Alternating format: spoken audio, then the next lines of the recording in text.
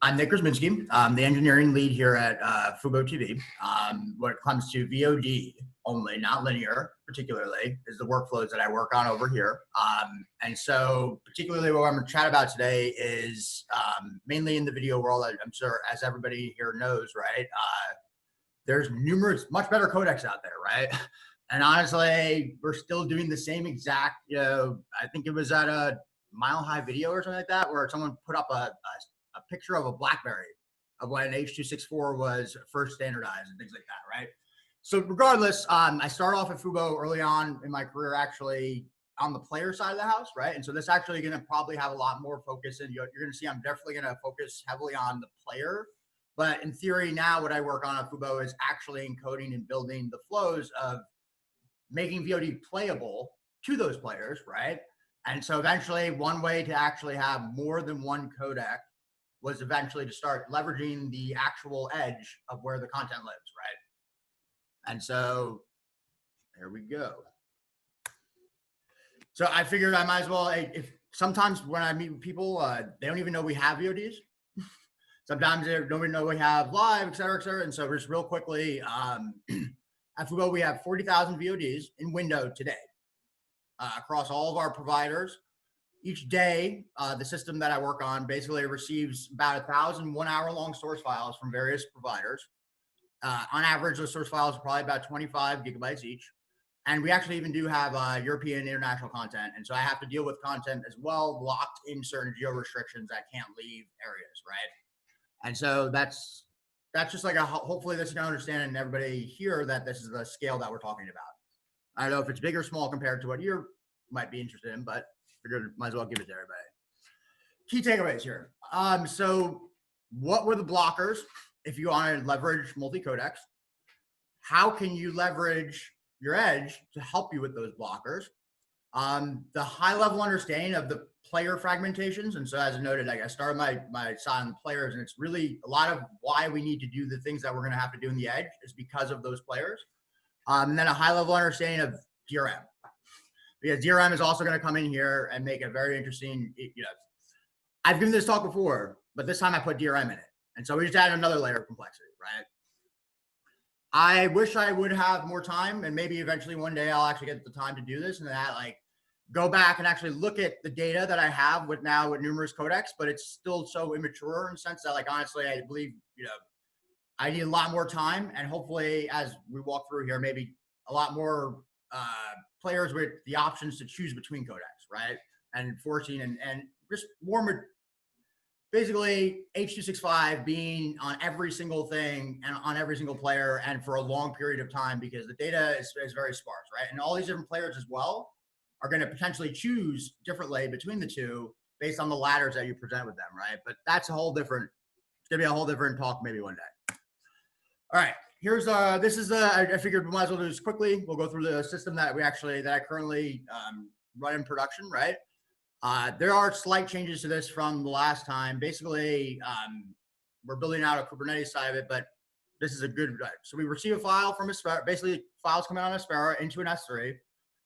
We have like a polling web server that basically says, hey, is there new things in this S3? Eventually, if we find something new in that S3, we go ahead and we're going to go and we need to build a video that then will eventually be streamable in the Fubo TV platform, right? We currently use Dolby Hybrid as a provider there, right? To actually do the actual encoding. And if I'm sure people are familiar. And then basically these are being done on spot instances in EC2. So we're bidding on price. And basically, we keep a queue of things to get done each day. And eventually the assets land in S3 origin. And then eventually CloudFront is over the top of the S3. And this is where the Lambda Edge multi-logic comes in. Lambda is basically going to be our solve to this problem at the edge level, right? For everybody to know, here are the players, and it's funny, I had to go through this. I swear, Roku native player is actually what they have. The Roku player is what they have in their documentation. But anyway, AV player, if everyone's familiar with iOS and tvOS world, Exo player for Fire TV and Android. Roku's native player for Roku OS. BitMovin is used on our web platforms in HTML5. We have Smart TV ties in. Chromecast Chocolate Player. We have a deal with a hardware provider, Hisense, if you're familiar with Chinese TV manufacturer coming out very soon. And we're finally launching an Xbox app as well. And so now the fun part. Wow. Only one person wants to play one particular set of format streaming, but everybody else seems to play this other one. And so obviously, if people aren't aware that you can actually play Dash and or HLS on the other assets, right? And so early on at Fubo, we actually did play HLS assets on on Roku's, at least in particular on Roku, we played HLS. We had audio drifting issues early on with that actually when we switched over to Dash, they went away. And so, but then we also switched providers back and forth. But long story short, I purposely keep trying to keep Dash everywhere because it seems to be a more easily maintainable solution, and HLS is only going to be on our AV on the Apple players as of right now, and mainly due to DRM as well, right?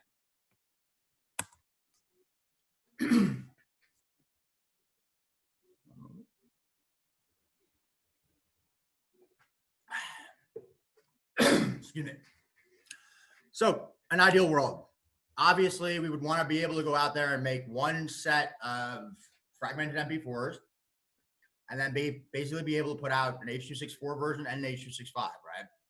We want to take these, we want to basically take that one set of fragmented MP4s, not two sets, one set of fragmented MP4s, and package them both into HLS and Dash.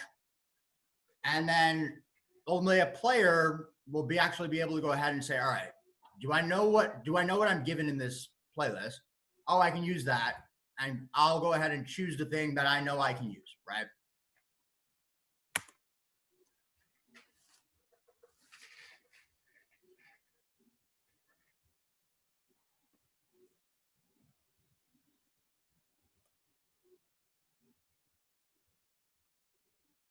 I must have swapped slides here. Hold on 1 second.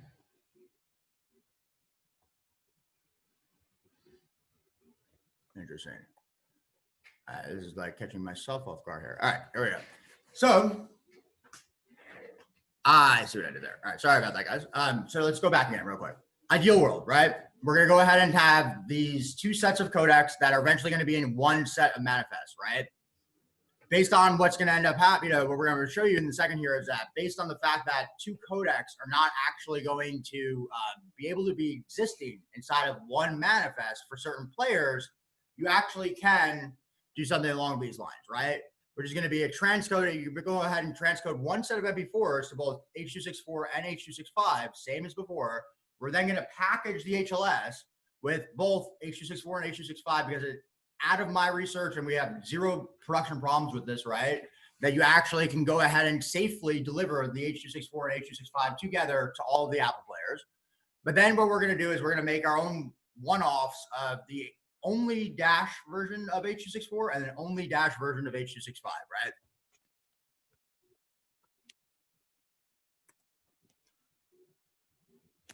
This was a slide that was out of order before. Sorry.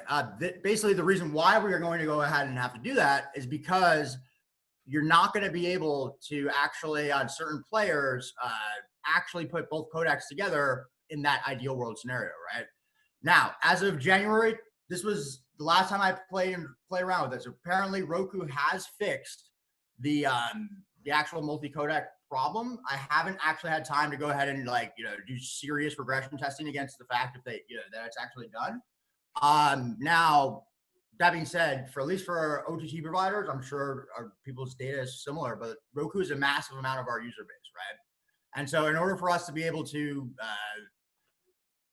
let's put it this way, there really wasn't a real need for the H.265 unless I could have done that in the first place, right? And so this will be huge if this actually now becomes a thing. Meaning now, for Roku's in particular, we can go ahead and give multi-codec dashes, right? All of that work was done around the fact that we basically couldn't give Roku's multi-codec dash manifest. All right, here's my new part. This one's fun. Now, with DRM, right? So the other one, obviously you could have assumed there was DRM there, right? But in reality, we now have another fragmentation in our players, right? And so we're going to transcode one set of fragmented MB4s, H.264 and H.265. We're going to package and encrypt both HLS and dash from a set of one set of H.264 and H.265 outputs. Encryption is done one time for both dash players and HLS players with the same method of encryption. All devices can decrypt all media formats. That's what we would you would hope that's actually out there.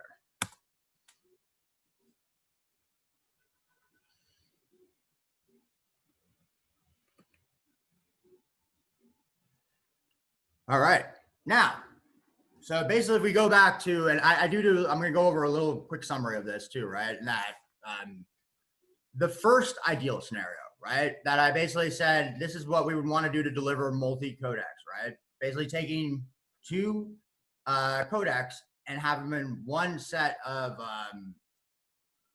manifest, basically doesn't necessarily, like, we have to also account for DRM, right? And the reasoning, there is no, everything has to then get done twice again, right? And so we basically now have to do it this way simply because a similar issue in the sense that dash is certain dash players are not allowing us to go ahead and put out HEVC in one way, right? That they're not giving support. Apple is now taking the opposite approach and saying, we're not supporting anything backwards. We're only doing this newer thing, right? And so it's forcing us into even more of a fragmentation to a degree. And you know, as you can tell, I can't even follow my own train of thought here sometimes when I try to go think about this, right? Because it's now gone, you know, what do I need when, and why do I need it? What players will take what? Do they actually switch, right? And so that, in quick summary, if you want to support, you're going to need two sets of media for HLS and dash if you do need to support CENC common encryption, right? Other summary, quick summary, potentially particular dash players might not be able to switch between video codecs. These are the two summaries of the issues that you would probably need to basically be able to face and handle. And hopefully I will show you how we handle it with the edge. But if these are issues to you and your organization or what you're trying to do, that's as of current right now. Now, I will say this. Every 6 months or so, I've only been working in the industry now for 3 years, but every 6 months or so, it seems as if new things come out. And so these issues hopefully will be not an issue within the next 6 months, next year. People say that each article that I read, and I'm going to link to a bunch of resources later, right? Each article that I read is always telling us that that is the case, but then slowly but surely it doesn't seem to actually get to that point, right? And so we shall see. This is the best device matrix. Basically, what I was just going over here, you guys can basically I'll be sending these slides out, right? And so this link, the CBS, it's about CBS in time, is hands down the best looking matrix of device playback support and DRM support that I just went over here. And so you can see, particularly around older smart TVs, if you don't care about older smart TVs and or much older versions of Android, you can actually deliver multi-codecs, right? But this will be here for everybody to take a look at, and you can find that link later. Now,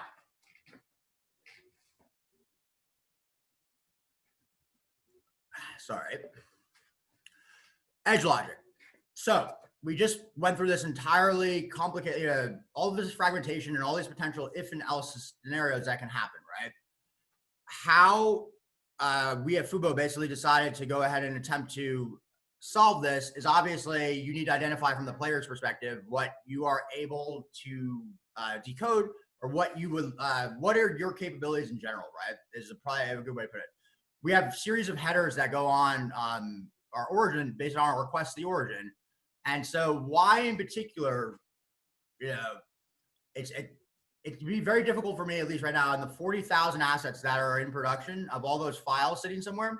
Like, why wouldn't we want to use the actual origin itself as the source of truth as to whether or not something is there, right? in the sense that you obviously could have a database that says, oh, I have HEVC for this asset. They want to, you know, and put a proxy server in front of it or something along those lines, and then reroute them, right?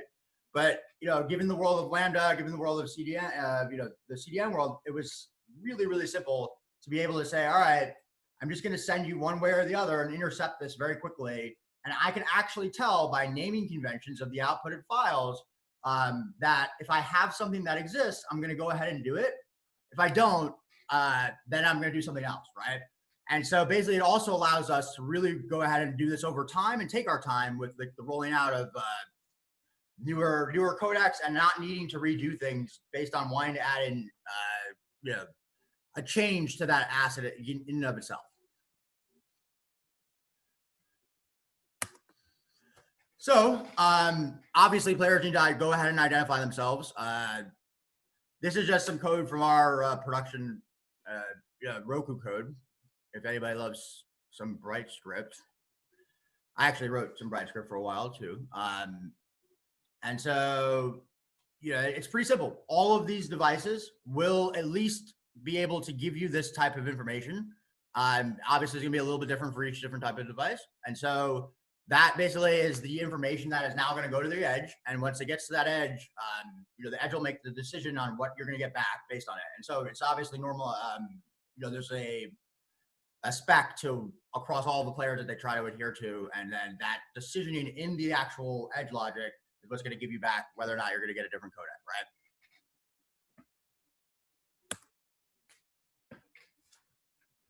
So our get goes through our word. Basically what I described to you guys earlier.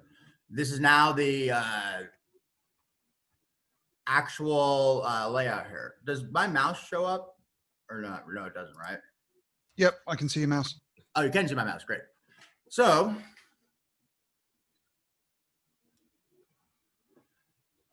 all right, here we go. We want to go ahead and grab master.mpd with the header, right? Uh-oh.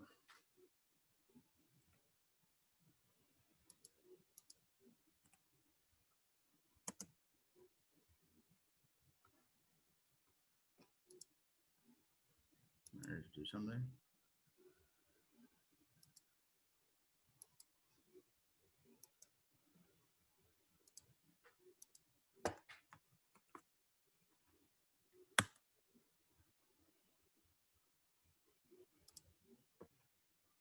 You guys get me back? Everything here?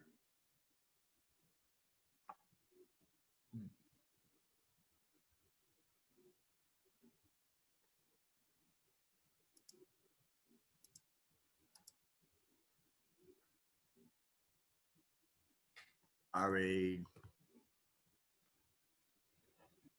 testing? Dom, are you here? I'm here. You okay? Yeah, no, I am. You just guys saw that the fact that my screen it seemed to have just closed the screen share window, right? Is that all that happened? No, we're okay. We've still got the screen share. Oh, you do. Sorry, on my end, I think I should now have two shares, right? Or no? Just one this end. It doesn't matter. Yeah, let's keep going anyway. So get goes the origin. Origin's going to go ahead and take a look and see what exists inside of at the origin level itself, right? Now, this is what I just did before. Okay. Basically, when the origin request is happening, right, we're going to intercept it from at the edge, and we're going to check the origin and say, hey, I have a header. Great. Then normally you would just have a master.m308 or a master.mpd, and we're going to say, all right, what exists in this header? It does exist that this person can decode HEVC, right? And if this file exists, master-hevc.mpd, then we're going to go ahead and give them back only H265, right? That being noted, the lack of the file not existing also counts in this origin, and basically you're going to only get back, you would then get back H264, right? And so it's now allowing us to be able to, as we said before, like roll out, place files. If a file exists, that means we actually are able to go, like it's being treated as our Boolean, right? And so that obviously you're responsible for getting the file there and ensuring that when that file shows up, that the content behind it is actually there. But now from an order, like from a logic perspective, going to the actual user, you can change your assets in production at the edge and actually do things like this with like rolling out, a brand new version of a codec that literally the asset could be a completely very different asset to the user. And you're actually just adding stuff into it, right? And so here's how simple it was, right? This is the code that actually runs on the Lambda. And so what I even loved about it too, from the player's perspective, right? It still thinks it's getting a master at an NPD in the sense that it doesn't understand that it doesn't have the concept of whether or not it's a multi-codec playlist or it has HTTP or not, right? It is just still a master at an NPD to that given player because you're just changing the data itself and reroute and replacing it at the moment of before you're going to go and fetch from that origin, right? A couple of seconds there for anybody. And so, how am I doing on time? 2 minutes. About 6 minutes, yeah. You said 5 minutes for Q&A, right? If you want to take some Q&A, if people... Yeah, I have 2 more slides, I believe, so. Okay, perfect. And people in the audience, if you want to ask Nick a question, just turn your camera on and press the raise hand button so that we know. There better be somebody from Fubo who's going to ask a question, by the way. Okay. Okay, perfect. No, I mean something for anyway. So production mishaps, right? Quickly, we basically had subtitles. If you have any subtitles in your content, right, you're going to want to make sure that you understand that now going to that fragmented MP4s, you need to make sure that you move your subtitles into a different, to a more normalized text-based format, right? Yep. And that was a great one. That what happened to us. These are my opinions and my thoughts, right? Because at the end of the day, it still seems that it's not necessarily probably worth it to invest in a multi-codec. And so these are my thoughts as to why maybe it could be useful. So first one, VOD to live. Personally, I believe that we're going to see content that normally was streamed in a linear encoder is going to go to a actual VOD of that asset sitting statically and be pointed by some type of facade service, right? This one's very interesting. I've tried to get some examples of it, but I didn't get enough time to actually work with the right people to do it, right? But I've actually seen and working with some people at Dolby in that if you take an SDR content and put it in an HDR container, it actually looks so much better, way better and much more useful, in my personal opinion, than just HDR in an HDR container. And that, I don't think the common, your average viewer is actually going to look at HDR and be like, this looks better than an SDR version of some X piece of content. When you have, 4K HDR versus 4K not and like high quality. But what you can do with it is you can take your okay looking content and make it look stellar, right? That was like, based on the stuff I've seen, this one thing's there, and obviously compression. And so I run a resource page. All the links that I've posted in there are also on the awesome video. And yeah, I'm happy to help anybody in this workflow to make it happen. That's awesome, Nick. Thank you very much for a very in-depth presentation there. That was fantastic. So I'm just going to lead off with a quick question for you. Are there formats that you wouldn't support if, or have there been times when new combinations of DRM, transport, and so on and codec have come forward, and as an organization you've looked at them and said, yeah, not big enough yet, or we're not going down that path, or are there any sort of that you rule out? So I guess, Gibby, do you want to like go over an example in the sense that, so let's put it this way. Compatibility is probably, like, for instance, I don't think I mentioned it, right? There's some of the stuff that's holding you back from doing something like only having one set of MP4s, right? Is going to be 1% of your population, probably of your customer base, potentially. For us, probably like 3%. It's a business answer in the sense that I'm not necessarily the one to fully make that decision, but I would say more than likely, especially if that person's not least in the OTT space, if they're a paying monthly customer, what's more valuable? The fact that you're going to keep files in storage, or the fact that that customer is even just 1% of customers, right? And so until that goes away, I feel like we would always choose stability over like trying something more innovative, if that kind of answers your question, right? Yeah, that's perfect. So, and we've had a question in from A. Mitchells in the chat room, who's asking, how about live translation captioning? So we should talk. I have somebody who will, for linear. Are we talking about linear or what in particular? They haven't specified in the question, so I think they're. Well, there's a couple libraries in Awesome Video that I talk about for linear streams, basically using transcribing engines to actually do the captions there. And so yes, if I had that whole point about captions over there, yes, basically we actually embed and pull out right now just with simple FFmpeg to go from whatever C608 was there to turn it into some type of VTT file. But the goal is one day to always use some type of transcribe engine and do it from the audio level. I actually think that that's the right way to do it. Yeah, it's perfect. And I have to just also highlight, I do think awesome.video is an extraordinarily useful site. I wish that had been around. I have lots of new resources I just haven't put up there yet. And so I have aspirations, but somehow, even though with all the time in the world, I still don't find time to do the thing I should be doing, right? I might have a quiet word in Eric's ear and see if we can get you to run a little article about it, because it's just an amazingly useful resource, that Nick. So congratulations on maintaining that as well. That's really good. So what's next for Fubo? What's in the pipeline? So we're gonna have to put out HDR 4K. We have an organization, a European company. I mean, it's publicly announced already. Insight TV, right? They do a lot of 4K, particularly around 4K HDR.